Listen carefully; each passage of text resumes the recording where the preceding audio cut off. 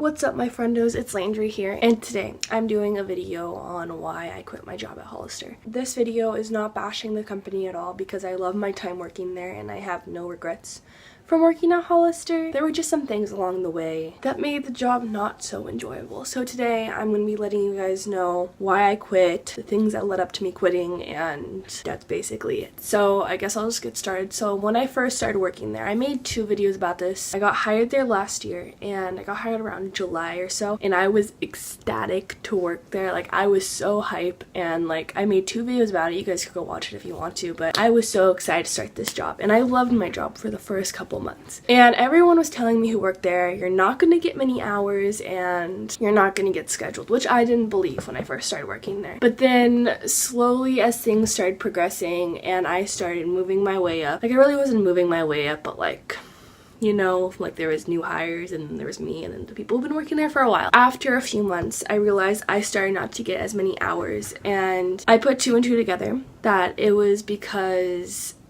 they were still hiring people even though they had a bunch of other employees. So they were dispersing the hours in such a way that I wasn't getting any hours, so I didn't work for like a month and a half. That was just kind of disappointing because like I want money, you know, and when you have a job you expect them to give you hours, and they weren't giving me any, which kind of sucked. So that was one of my main concerns with that. Also, another reason, and this is probably the biggest thing I had, was a few months ago this guy came into Hollister and was giving me a very creepy vibe to start with. It turns out that this guy was in the store looking for me, and he came from San Jose to look for me. I'm not sure if it's because of my videos in the past about me working there and he found out where I was working. I don't know. If you guys want a whole story about this, about everything that went down, leave me a comment down below and I'll give you guys a whole rundown of it, because hopefully he doesn't know where I am anymore. Basically, I just felt very uncomfortable at my job and I was scared he was going to come back, and I did not want him to come back because my safety felt threatened and I really wasn't trying to work there anymore, especially when this man, like 60-year-old stalker dude, knew where I was and was purposely trying to figure out when I worked. So that was definitely another reason that came into mind when I was thinking about quitting. And I've been thinking about quitting for months now, and the only reason I've been staying for so long, I've been working there for almost a year, well not anymore, was because you get a 50% off discount on clothes, and I realized that my happiness and safety is worth so much more than 50% off clothes, honestly. That was ultimately another factor, was my safety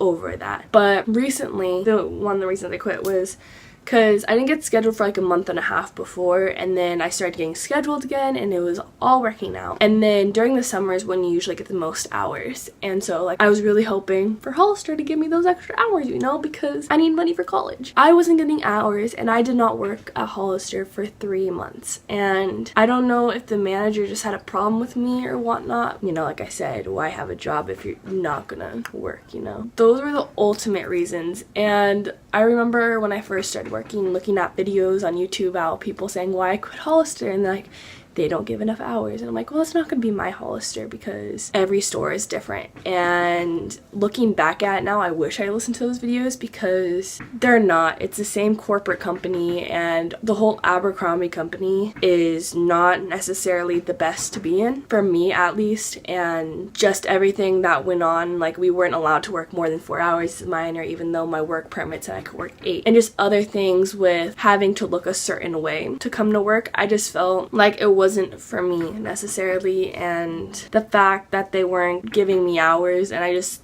didn't feel necessarily like I fit in there, because I just felt that throughout everything it wasn't necessarily the best job for me to be in because of the corporate policies, and also just some tea. I know Abercrombie and the whole Hollister, Gilly Hicks, all of that right now is going under a class action lawsuit for making their associates dress a certain way and for not giving them enough hours and only letting us work 4 hours. And like all of that combined no company should be doing, because there's guidelines on minors' work permits saying how many hours they're allowed to work, and they weren't following that. So that was just kind of irritating, sitting there and just wanting to work and getting money, and I wasn't able to. So that was ultimately the reason why I quit. I have no hard feelings for anyone there. Like, everyone I worked with was super nice that I met, and I don't regret it because I gained a lot of experience from it, and I realized that I'm a lot better at my current job because I had the job before. So I have no problems with the company, but I just don't think it was right for me. And if you guys are thinking about working for Hollister or Abercrombie or anything, and you have a lot of options, is what I'm saying. If you have a different option that's not the Hollister, Abercrombie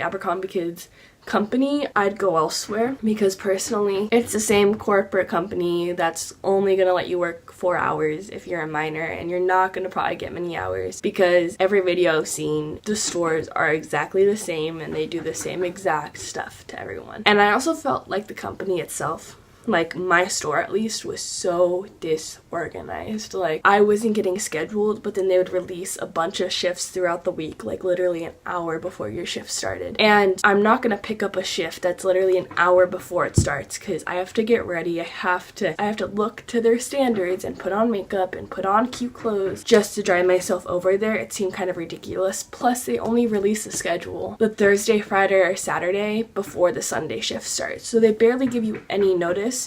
So with me, I would never be able to make plans on Sunday with my friends, because I'd be always waiting for that shift to come out, because who knew I was possibly gonna work Sunday, and sometimes I didn't even know till Saturday afternoon that I was working the next day. So I felt like that was very disorganized, and I couldn't have really a social life a lot of the time because I was too worried about whether I was gonna work or not. And then if I had to drop my shift, then I wouldn't get shifts the next week. So it was me just being very concerned about that and not being able to get as many shifts as a normal person with a normal job would. You shouldn't have to wait 3 months to finally get a 4-hour shift and make $40, because ultimately it's not worth it. So that's why I quit a few days ago. So ultimately, if you're watching this video because you're deciding if you want to work at Hollister or not, I double check everything before you do, because your store might be better, who knows, but most likely it's going to be the same corporate policy. And if this sounds like any of the stuff that you would not like, maybe this company isn't for you. Everyone's different, so if you think you'd be fine working a 4-hour shift every month and a half, go ahead. I would say take the job. But if you're really are trying to get hours and save up money, I would look elsewhere. Like I said, I'm not telling you guys what to do or where to go. I'm just telling you guys my experience. Anyways, I think that's basically it. There's not much else to say about Hollister itself. It's just, like I said, the hours, and then the unorganization, plus my safety, and all of that combined, plus the lawsuit made me a little bit more skeptical of everything and the whole corporate company. So I hope you guys enjoyed the video. If you did, make sure to hit the thumbs up button down below. Also, if you're not subscribed to my channel and you want to be, make sure to hit the subscribe button down below. And I think that's it for my video today. I hope you guys enjoyed again, and I'll see you guys next week. Bye!